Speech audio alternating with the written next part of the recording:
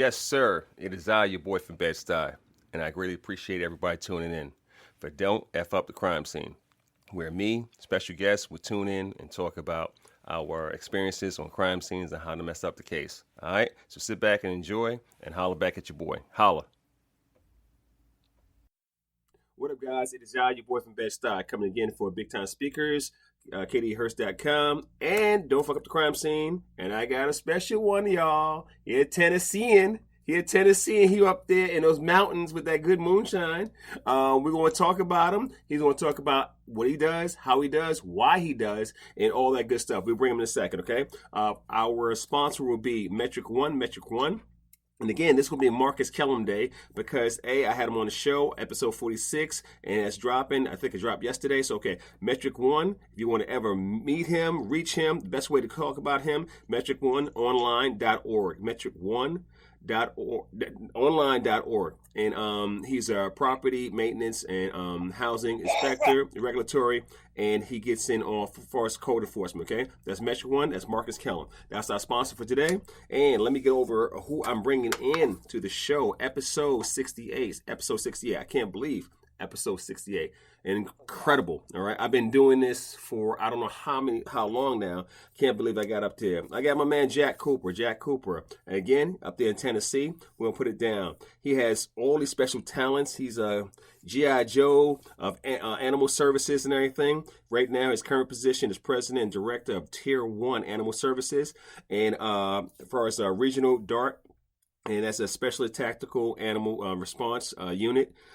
He's a certified ACO, animal cruelty certified, tactical emergency casualty care, certified by SWAT and medics, stuff like that.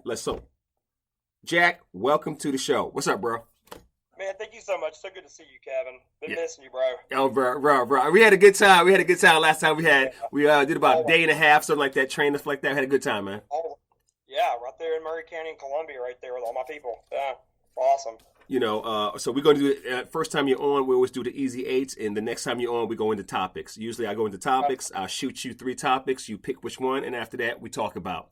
There's no gotcha moments, no politics, no religious stuff like that on this show. We get into that if you want on the next topic, but on this topic's easy eights. So let's talk. What's the best thing you like about your job?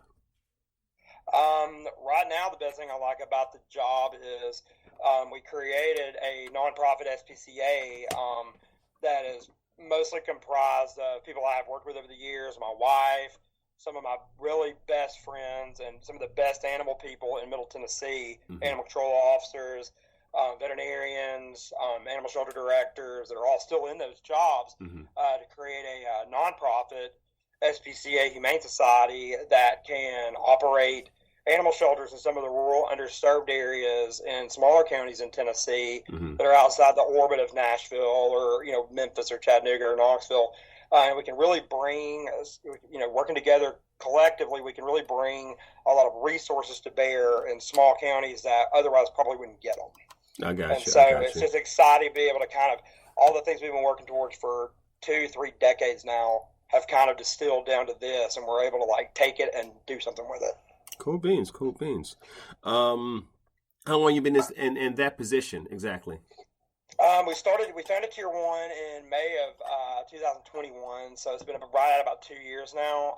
Originally, we founded that company, the nonprofit, as more of like a sort of a consulting and advisory type organization to go in and work with the sheriffs and mayors and stakeholders in towns to kind of help them improve their programs. But it rapidly sort of transitioned into, we want you to put your company together, get your team on the ground, and run our shelter. Cool. And so that's where we've really just rapidly, I'm talking about, went from going and chatting with mayors like last year to over the summer, getting a contract with our first county and city and opening a new animal shelter. Cool beans. Like the hat, man. That's a cool hat. Yeah, it's like arrows and that's good. So Tier 1 animal service. I like that. The Tier 1 name, yeah. Yeah, that's cool. I like that. Next question: favorite movie or book? Favorite movie is just all of the Star Wars saga, and my favorite Star Wars movie would be Empire Strikes Back. Oh, really? Huge Star Wars fan. So I have a giant toy room in my house It's all Star Wars and G.I. Joe toys. Yeah. So I got all mine's behind me. I don't know if you can see some of them like that. Yeah, I got some of them. Yeah. I got a whole bunch of collectibles and stuff like that. I do my Funko stuff like that. I'm a Sith Lord. I like, the Order. Saying like the First Order stuff like that. So I got some, not so many, first editions. I got a few make-offs stuff like that. But I'm a big Lord Vader stuff like Sidious and stuff like that. We can talk. We can actually talk. Yeah. Well, I like the cosplay as a Sith Lord, but I'm not no Sith Lord. I'm too nice to be a Sith Lord. Right, it's okay. I'll bring you to the dark side. It's okay. It'll take some time. Next one is your favorite or most interesting case you had over the years you've been doing animal services and enforcement. Man, we've had. I don't know if favorite's a good way to put them. We've had some really big cases.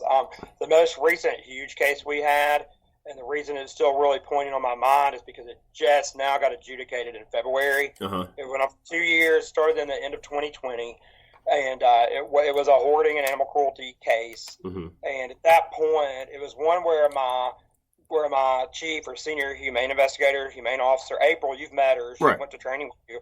And she's been to LETI too, but it was her first case where she really got to kind of take the reins more and really shine, and I was really just there with her. Mm-hmm. But it involved nearly 100 animals inside a home where over 50 of the animals were dead in various stages of decomposition. Okay. And we had taken 23 live animals out of the house, and it was really one of the first cases where we of course, we had excellent documentation, excellent, crime scene investigation. All we learned from you, mm-hmm. LETI, University of Florida, all the places we've been. Right. Had veterinarians there, had investigators there, photographers there, did it right. And we got all those animals out of there, 23 live animals. All those animals survived. And the best part of it, though, was the district attorney in this case over in that judicial district really got behind us and really sank some teeth into it. Mm-hmm. And we worked that case, and she would not back down. And we ended up getting it bound over to grand jury like right away. It was during COVID, so there was a lot of delays, so it drug on. Mm-hmm. She had a really good attorney because mm-hmm. They had the wherewithal to get a really good attorney, and so he was really fighting. But we ended up getting her indicted on 51 felony charges, 13 Class A misdemeanor charges. And as it drug on, we're trying to get the warrant thrown out, trying to discredit us, trying to get body cam footage, et cetera, et cetera. Finally, in February, after me and April Reed, who works with me now still, mm-hmm. after we had been to hearings and gone back and forth to court and really relived this case probably 30 times, mm-hmm. Over and over and over, looking at the pictures and describing. Finally, in February, he just gave it up and said, "I don't have any further defense." She pled guilty. She got convicted on those felonies. She's going on the registry. Really? So, just like that was a huge. This was just like this case just really. We worked about 30 straight hours on the case that first night, and it took all weekend. Wow. It was like a 3-day thing total. And then, of course, we had all those animals for a couple of weeks or so after that. The caretakers had to take care of them, but it was a really emotionally, charged and really just tough case in so many ways. Mm-hmm. And there were a lot of threads that started getting pulled all over the place with mm-hmm. rescue groups and mm-hmm. transporters, and it involved a lot of people that haven't necessarily got any kind of criminal trouble, but it really sort of changed the dynamic with a lot of the way things were being done in some mm-hmm. of the western and rural areas of Tennessee with rescues and animals, and kind of put us on the map and put enforcement on the yard that like these things aren't going to be tolerated, and we're not just going to try to go and like snatch every euthanasia candidate dog out of a shelter and stick it somewhere so it can rot and die. And I'm just being blunt because that's how I am, but no.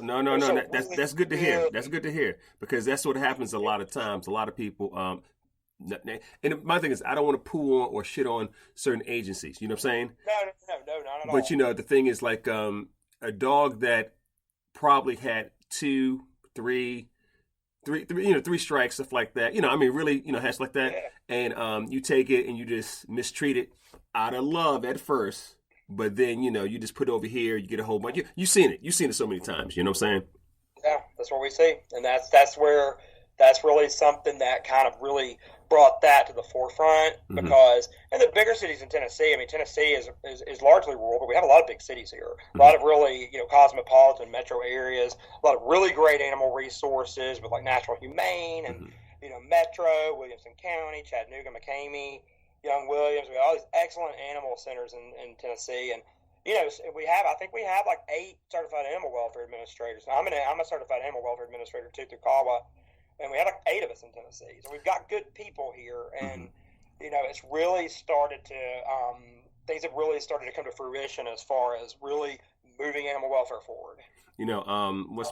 Speaking of, I think I'll be in Franklin for the Tennessee conference coming up. Yeah, right on. We'll be there. I'll be there. Okay, because I'll see you then. I'll have my posse there. Okay, cool. Because I think I come in. I think Saturday I teach. I think I teach Monday or Tuesday. I'm not sure when I teach, but I know I'll be in there probably Saturday night, Sunday night. So we go to Nashville, woohoo it up, something like that like that. But we live near here. We live in Murfreesboro, not far from there, because they're all basically Nashville neighborhoods, suburbs. So we live close by, and so yeah, we'll be there. Okay, what you call it? Your favorite food to cook or eat? My favorite food to eat. Gosh, I mean, I would probably like to say something fancy, but it's probably just pizza, really. Okay. Yeah, my favorite food to cook is none. I don't like to cook food. I like to cook backpacking meals when I'm like up in the high Sierra or somewhere. We do a lot of, Sarah and I, when we have time, which is never, both of us are kind of outdoor enthusiasts, and we're also like extreme and endurance athletes. We've done the Ironman triathlon multiple times. I've swam from Alcatraz. But like we climbed Mount Whitney for our 10th wedding anniversary in California. But my favorite food to cook is just like, backpacking food when I'm, at 14,000 feet. Get an MRE like I'm good. Or MREs, hell, I eat them MREs, man. I was in the Army, I ate them MREs. I'd eat that pound cake right now out of one of those things.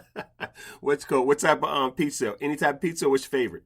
Well, we're vegetarian, so usually cheese. But I like to spice it up with like some fancy cheese on there. Okay. Some feta and some ricotta and whatever else on there. Okay. Here's because the name of the show is "Don't Fuck Up the Crime Scene." Have you ever fucked up the crime scene by mistake? Absolutely, and whether I did it directly or because I wasn't paying enough attention to my people, right, or it was my partner, absolutely. I mean, we had times where. Going in, especially when I was an officer and I wasn't necessarily the supervising officer, and I didn't have as much training. Maybe I was, 27, 28 years old, been to NACA, but never really worked really like criminal cases, right, about crime scene investigation. Right. Go in with some old veteran guy from the 80s or 90s in there, just wants to go in there and throw the door open and start snatching dogs and doesn't even get a warrant. Next thing you know, you got all these dogs at your shelter, and then you got somebody there, and then you got a lawyer there, and then you're in a court, and all them dogs are going back to those people. Yeah. Yeah.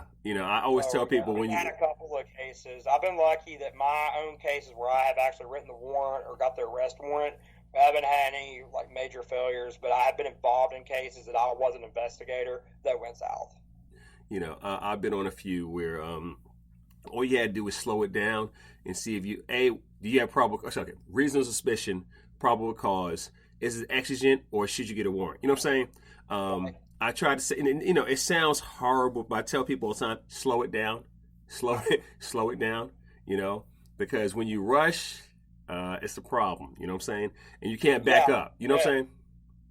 Yeah, slow is smooth is fast. There you go. At the end of the day, if you want to save those animals and you want to make a difference for those animals and even their people, even though the people are often the perpetrators, they're also kind of victims too, in a way sometimes, and especially with hoarding and things like that. I mean, if you're going to take care of that and make your community a better place, like it's worth taking the time. Just get a warrant. If you can get a warrant, get a warrant. Right. There's always times when you're gonna have to go in. You're gonna have to snatch a dog right out of its yard, right? Right. And honestly, after the last class, when you came to Murray County, some of my folks, and then some of our law enforcement partners were like started getting a lot more gung ho about. And I mean, we had it was okay because it would be.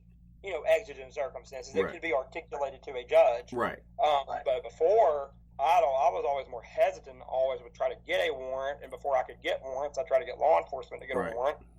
And but yeah, I always try to get a warrant, but you got to do what you got to do. My But thing is like, do it right and don't break the law. oh no, the thing is, you do your best not to break the law. You do your best, Right. Yeah. because fruit of the poisonous tree. If you know you're breaking it, everything's gonna be thrown out later on. And with our young officers, they just see stuff on TV. No disrespect to Animal Planet. Early Animal Planet. Early, yeah, 20 years ago. Yeah. But some things, It's a little bit, right? some things were done. Might have should have got a warrant. Should have probably got consent. You know what I'm saying?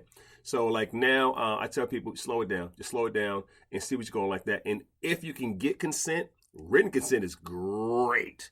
Yeah. You know what I'm saying? Say, hey, okay. And then rapport, be friends, and see what we got. You know what I'm saying? And go in there and see. Where we're at now, like in Tennessee, like we've got much better backing and support from prosecutors and regular law enforcement because we were professional and we had training. We went in and educated them on how to ride and articulate and ride out a search warrant for animals. And so we've got a lot more traction. So now we always get those search warrants. Now, 20 years ago, 15 years ago, sometimes when I was a young animal control officer in some town somewhere, like they'd never ever given an animal search warrant, period. Right. So, you had to push. And sometimes, you might have to find some exigent circumstances if you want to save that animal, Yeah.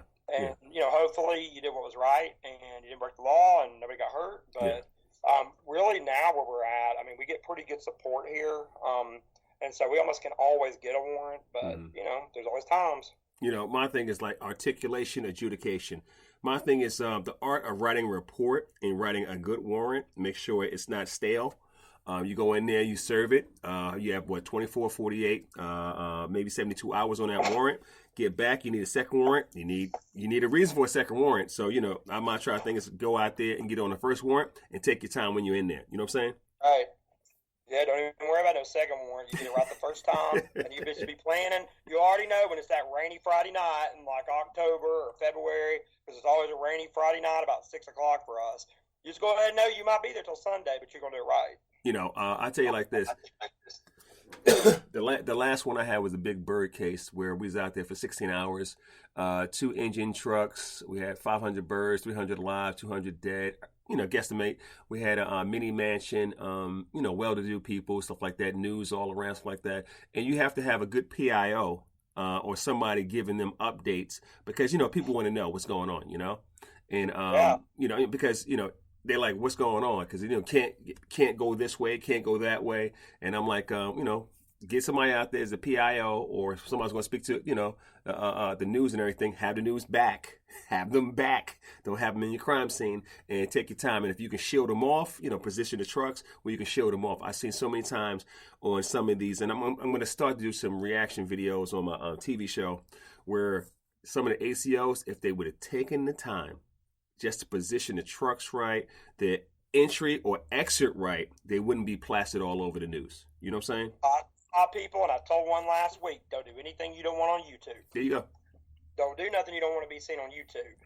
You ought to be doing it because it's right anyway, but don't do nothing you don't want on YouTube. Because nowadays, people will, they won't even say nothing to you. They'll just take it from afar. And even though, and let's talk. So a lot of people, and I'll get into the rest of questions. I only got 3 left. A lot of people are against control posts, aka catch posts, and I'm a big opponent on using your equipment correctly. If you use it correctly, it shouldn't harm the animal. It will stress the animal out. Period. Okay, Absolutely. It will stress them out. But if you use it correctly and everything, you shouldn't injure the animal if you use it correctly. Okay, and don't get me wrong. There's all types of things that happens. Alligator rolls. You know. Sure. But you have a lot of people nowadays that like don't use a catch pole for no reason. I can't get down with that. Yeah, I'm not behind that. I mean, the problem with that is sometimes the circumstances exist, such that using that catch pole and having 3 minutes of, less than ideal, circumstances with a dog that's flailing or a dog that's scared, fighting you.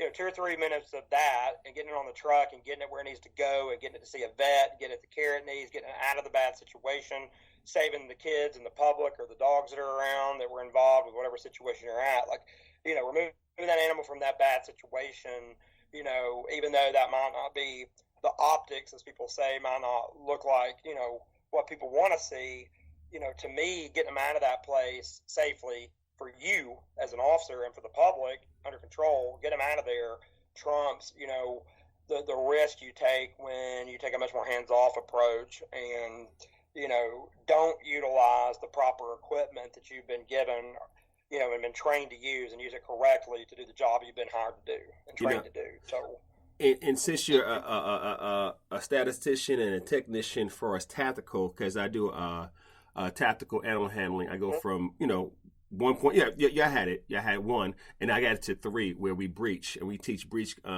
entry and how we go through to how we leapfrog, stuff like that. We follow over.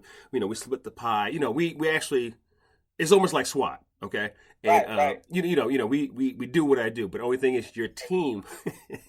You got to train your team to make sure everybody execute. Because when you go through the door, and a lot of people don't understand. I'm glad I'm talking to you. A lot of people understand position, poise, and patience. Okay, get the right position, because when you enter the fatal funnel, not good. It's not good.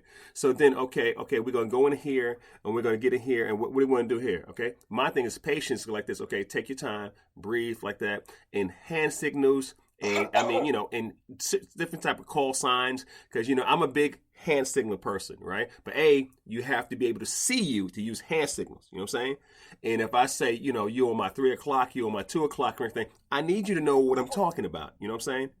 And when I go through the door. And it's not that, and it kills me, okay? A lot of folks don't know what we do. A lot of folks don't know. Sometimes we're the first ones through the door and not police. Right. Okay?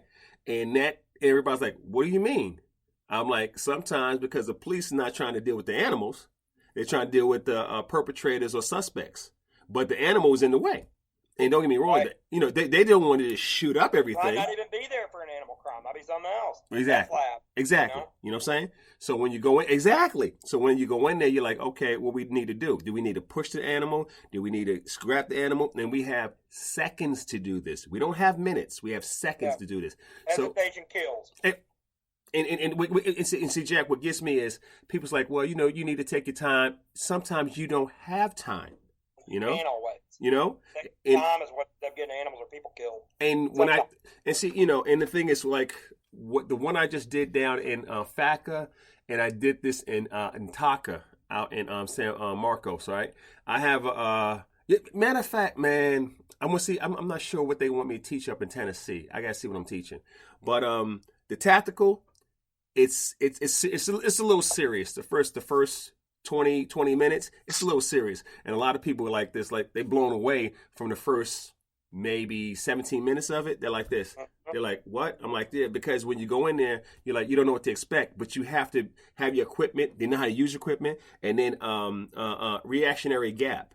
Because your stress, when something's coming at you, it slows down. You know what I'm saying? And you're like, okay, what we do here? And if you did it before, like me and you, muscle memory. It's nothing. You know what I'm saying? But for younger and sometimes older, their responses are totally different. You know what I'm saying? So what we had there, when I was over in Murray County, Columbia, which is a little south of Franklin, still in the Nashville metropolitan area, we created really a first of its kind team in Tennessee. It was part of our animal control division of the animal services, and it was called Special Tactical Animal Rescue. And the logo looked like an Army Ranger tab and had a star written on it. And we still have those hats and everything. You had to earn them, right? So for that team, that was the team that was going to be going in, and when we had to go execute with law enforcement for whatever reason, whether for their cases or ours, felony search warrants, search and rescue, technical rescue, swiftwater rescue, anything bad that's going to pop off. Like, before those people ever got to go on those cases, here, we didn't have physical fitness requirements, or, we didn't have a lot of that stuff in place. So with that team, I took a little bit of my background with military and a little bit of my background with, with fitness and training, and a lot of my background just with working animal control in the field and being with law enforcement, being with emergency responders, and we created a physical fitness assessment just to get on the team. But even to take the assessment, you already had to be NACA certified. You had to be a CAET. You had to be firearms qualified. You had to be disaster animal response team credentialed up to the the actual responder level. You had to have 3 years of experience in the field as an animal control officer to even test for that team. And so I had like 4 of my people wanted to do it. But, their tests, though, because we were going to Swiftwater Rescue, we were going to all those trainings, and we went to the state firefighter level training. We also did the ASAR training. But, those folks were going to be doing some intense stuff. So if I ever did it, like we went down to the Duck River, which you might have seen when you were in Columbia, went to the widest point. I made them swim across and back in the current in their clothes. And they had to get up, and we had a running trail near there that was 1.7 miles, really hilly, really up and down. They had to run that trail in under 25 minutes after they swim that river, 25 push-ups, 25 sit-ups immediately. They had to do that after meeting those other qualifications to even get to start to be on that team to even go to the other training. Dang. So those people were people that I trusted with my life, to go in these bad situations and handle up on them, so that they had that situational awareness, they had that physical fitness, they had that state of mind, to be able to go in and, assess what needed to be done and do it, and not hesitate and do it like clockwork. So question. And we practiced and trained. So question. Matter of fact, I'm gonna keep it going here. Because we good on time. So with all that saying, and this is Monday Morning Quarterback, and again, no slight to our law enforcement, sheriff department, marshal units, code enforcement, no slight. The Uvalde's thing. What do you think about that in Texas? That whole thing there. I mean, to me, which thing again? Uvalde, when the officers failed to go inside and get those kids, 18 kids get killed in Texas. Oh, okay, yeah. Well, I mean, that's probably a politically, and emotionally charged issue. I don't run away from gunfire, so right. I mean, right. I wasn't there, I can't say. I like to think that I would have been in that building getting them little kids out. But again, what were the other risk factors? Would you got yourself killed not being able to get the kids? I mean, it's hard to say not being there, but the people I want on my team, on my A team, the dog catcher special forces, those are the people that are going to run into that building. Right. Knowing they're equipped to do it, though, mentally and physically. And the reason I brought that up, and again, this is no slight to any law enforcement stuff like that, because we don't know what was going on there for sure. So yeah, I mean, think about this, okay? And I mean, it might have been the same issue with 9/11. You had officers that went inside a building 9/11 and never came back out. You know what I'm saying? Right. Like, how do you, I mean, again, how do you? Nowadays more than it ever has. So animal control. So and the thing is, what we do, as far as ACLs and stuff like that, or ACIs, we don't know what's on the other side of the door. Oh. We just do not know what's on the other side of the door. And sometimes when you breach, or matter of fact, that before you even breach, when you knock on the door, how do you position yourself? You know what I'm saying? Because that fatal funnel is real. Right. I've seen more code enforcement, regulatory people being killed in the last 5 years than a little bit. You know what I'm saying? So I ride through the door sometimes, yeah. But I mean, if you're going to do this kind of stuff, hopefully you've got, you shouldn't do it if you don't have the people that can do it. But, now, we're a lot better equipped. We have a lot more resources, support. So, we're going to have that body armor on. A lot of us now might have a weapon. We know how to use it. We're going to have our catch balls. We're going to have our equipment. We're going to have lights, flashlights. We're going to have, comms. We're going to have some intel. Maybe we're going to kind of know the layout of the house. We're going to get the plat before we ever go in, see what the rooms look like. We're going to do our best. See, the thing is, like, when I teach tactical entry, I'm hoping to have a plat of the house before I go in. Okay. Yeah, ideally you would. Sometimes agents and stuff doesn't allow for it, right? Because we always do if it's a planned. Service and it's a planned out mission. Yeah. But sometimes. Because if I got a plat, I'm like this. Okay. Because I can understand where the perpetrator. I don't worry about the dog. First of all, I don't worry about any dog, and I'm going to be real with that, any dog that to me is not a 5. A level 5 dog, you need to worry about. You really need to worry about, depending on where it is and how fast it can get up on you. So, Right. because I go to my, my 1s and 5s, so like that. A 5 is Sure. something like a Tibetan Mastiff, a Caucasian Shepherd, a Kangal, something like that will bite you and rip your arm off. You know what I'm saying? It's got a chainsaw for a mouth. Exactly. And even if you're penetrating it with firearms like that, it won't stop. You know what I'm saying? Right. Like something like that. I'm like this. Okay, let's have an idea. Flashbang might be good. You know what I'm saying? Maybe. You know what I'm saying? Concussion might be good. But again, depends on the layout. Question for you. Favorite place to visit or vacate? Colorado. I like to go to the Rockies. We usually go. I like Boulder a lot, the Boulder area, but a lot of times we go down closer to South Colorado. Okay. But we love Colorado. We love being in the mountains. I really enjoy being in the Sierra in California. In the High Sierra and the mountains out there. I've never been to Cali. Never been. I've been to Boulder. I've been everywhere. Yeah. And she has gone with me to all these places, and we've climbed several 14ers and Mount Whitney.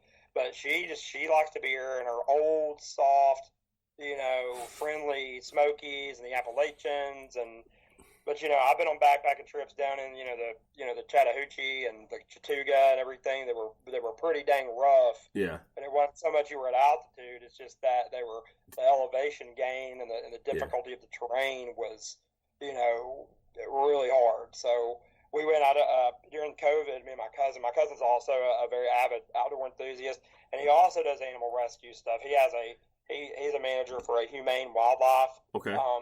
Wildlife service. Okay. It's a private business, but they're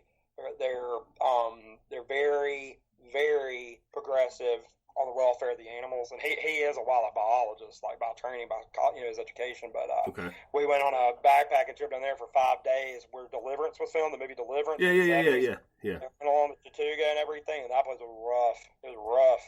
Really? Yeah. So my thing is I've been all over out west and some high mountains and snow and ice, and had to use ropes and crampons and ice axes, and this was just on your feet with a backpack, and it was rough. I got another one. Are you a great teammate?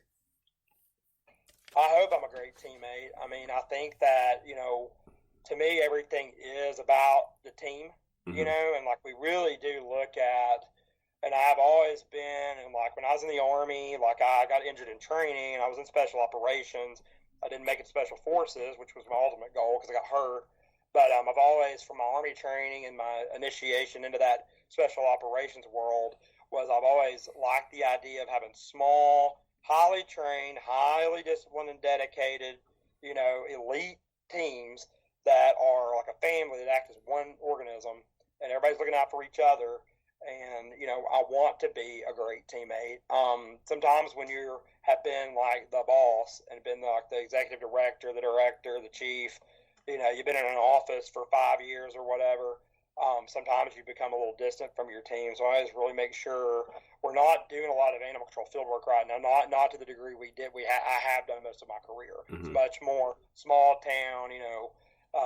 Your dog's barking, your dog's loose. But we're not doing a lot of high speed stuff right now. But I've always, like when I was over at Murray, Columbia, like I went out, I was the executive director of animal services or director of animal services for about a little over 100,000 people there in that community, in that metro area.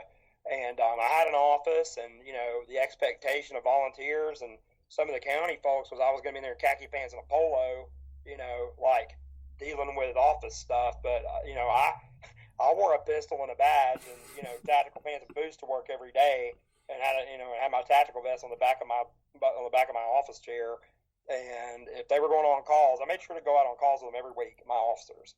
And anytime it was any kind of like anything above just basic rudimentary animal control calls, if it was going to be anything where a warrant might have to be obtained or anything with like emergency responders, like I went always. I didn't like to drive. I made them drive, but I went. No, I want to be a good teammate. I really do. I think that teamwork and that cohesiveness of that unit, like you were talking about, the fatal funnel and doing entries and doing technical rescues, all the things that we've been doing, like you have to be a good teammate. You know, the one thing is I had to go to rope school and learn how to tie knots and all stuff like that, and you double, you know, your rope and everything increase, and then TLR with, you know, Eric.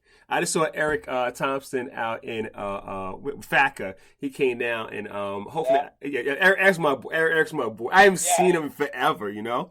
So he came to my classes twice, stuff like that, and you know, we dabbed up, stuff like that. I'm trying to get him on. I got Rebecca, you know, Rebecca Jimenez, you know, Houston. I got Rebecca on, and you know, I went to her house to do my TLR training, which was crazy for 3 days. But okay, last question. Eric and Carla and ASAR came down to Columbia. Oh, Carla came down? Yeah, we hosted a 2-day animal swiftwater class. Okay. And our local, you know, jurisdiction having authority there was our EMA. Okay. So they recognized that class as Swiftwater 1 for our firefighters. So I ended up getting a lot of firefighters and other responders in that class. It was a big class, but I had beautiful weather, 2 days out there on the Duck River.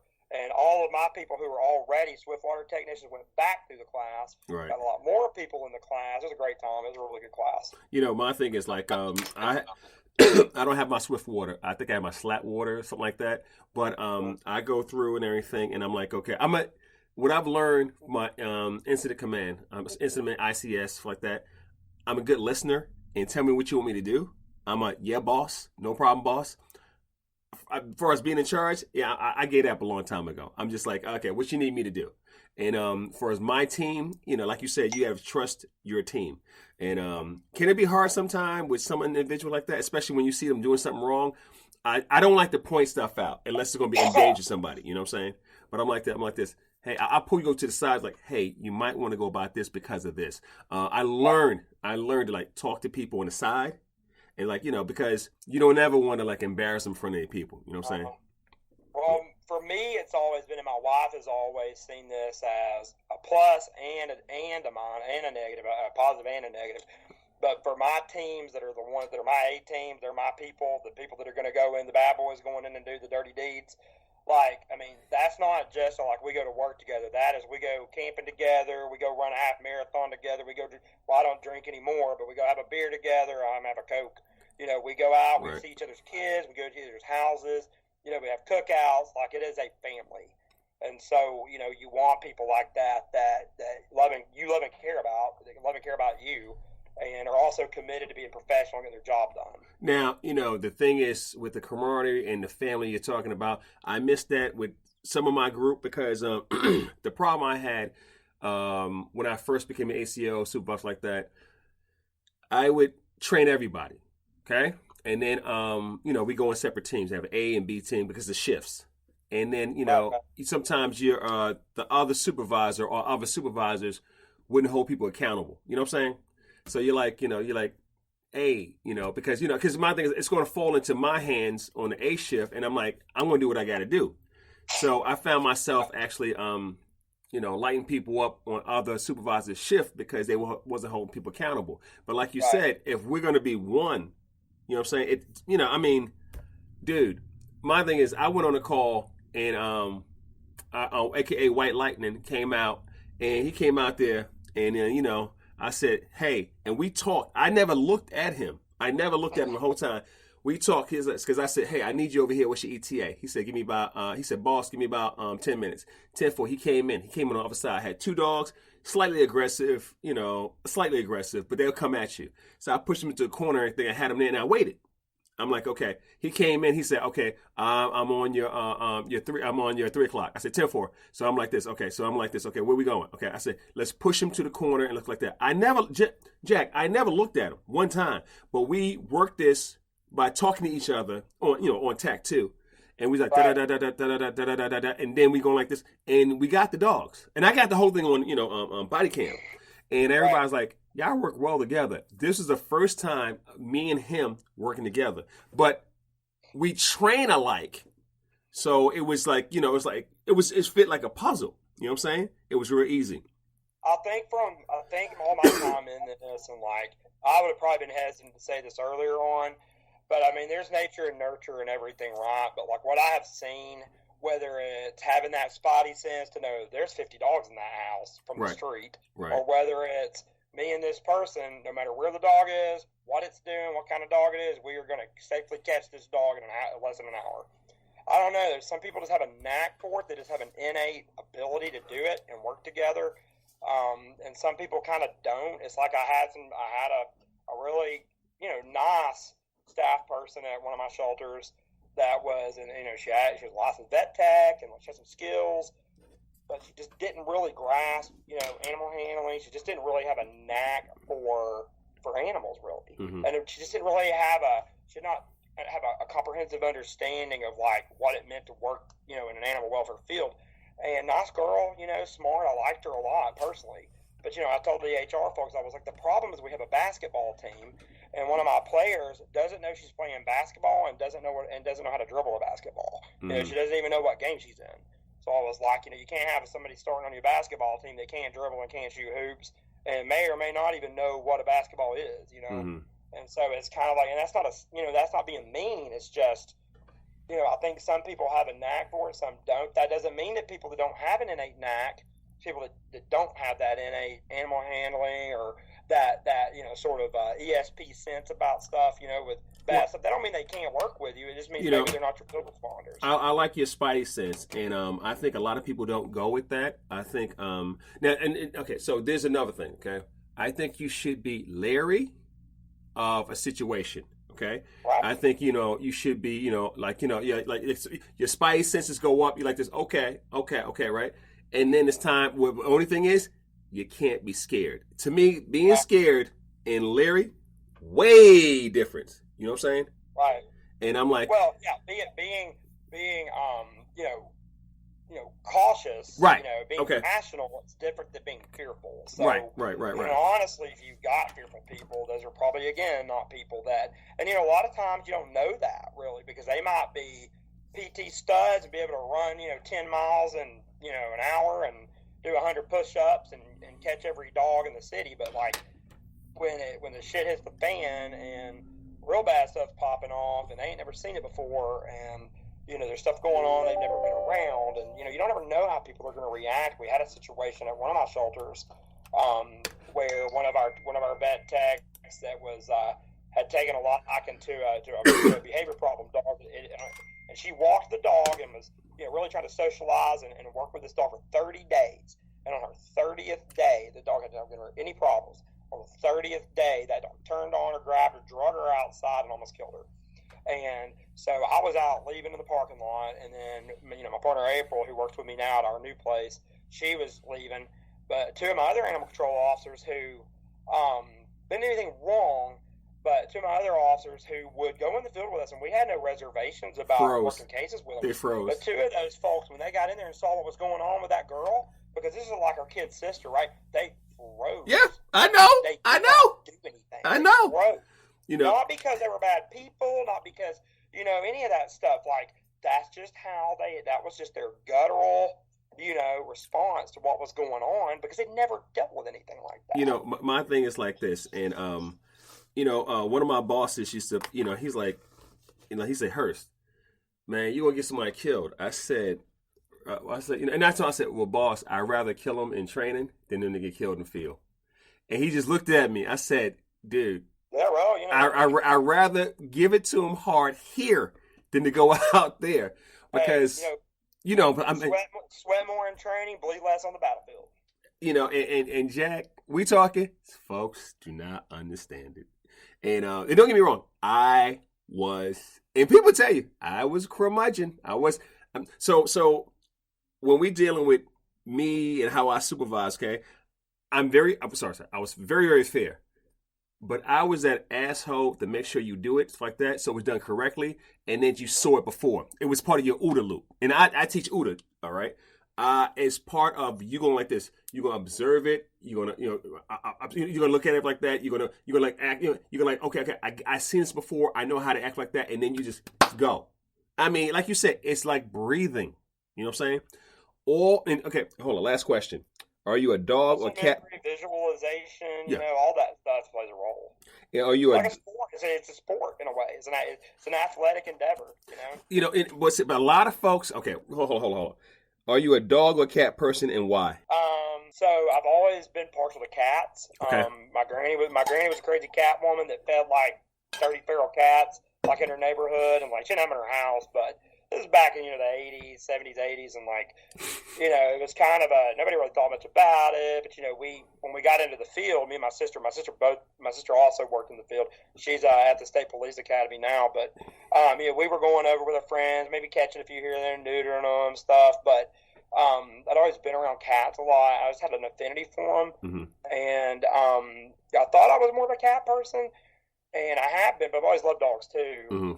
The shelter I'm at right now, though, our first shelter for our company is a dog-only shelter, and for the first 2 months or so, our transition, we did not get to have an opportunity for a transition period and really get fully functioning and ready to open before we took animals. We kind of just had a building and started taking animals because of the way things worked out. And so April and I, this is my second there, my partner there, we were in there 7 days a week, sometimes 10, 12, 14 hours a day, cleaning kennels all day. And the way the kennels are in this place, because they didn't feel like they needed to ask anybody that had ever worked at an animal shelter, how to make kennels. They're single-sided kennels. All the dogs have to come out. They have to go in crates or out in play yards or out in outside kennels. Very labor-intensive. So, I had my hands on dogs more first 2 months of this new venture than I probably have had in the last 10 years, because most of my hands-on the last few years has been on cases, because I'm working in the shelter. I'm the boss, I'm the director, doing long periods of boring paperwork and having to get onto people for stuff at work and settle disputes with the coworkers and stuff, versus punctuated by a weekend of absolute balls to the wall hoarding case stuff or whatever.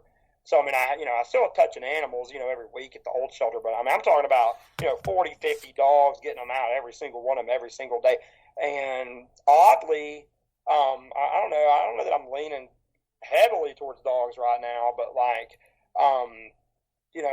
guess I'm kind of 50-50. I go back and forth. Depends on the day, probably. Probably depends on the day. All right, we will wrap it up with my man, Jack Cooper. Again, he's president and director of Tier 1 Animal Service up in Tennessee. It was a pleasure, bro. It was a pleasure. Thank you, thank you so much. No. Thank you. Namaste. It was a pleasure. Me and you chop it up anyway. And, again, if you need anything, I'll see you in Tennessee in July, I think. Right. But I'll see you up there, stuff like that. If you need anything, let me know. I'm always here. You know how to reach me. Just call me up, email me, text me, stuff like that. I appreciate you coming on the show, brother. Thanks so much, Kevin. It's really good to see you too, man. Talk to you later. Stay out of trouble, bro. Stay safe. You too. All right, bro. And that's a wrap. Greatly appreciate everybody tuning in. It was a pleasure. I always have fun talking my stories and all that good stuff. So again, tune in to dfutcs.com. Don't F up the crime scene. Holla back at you guys later.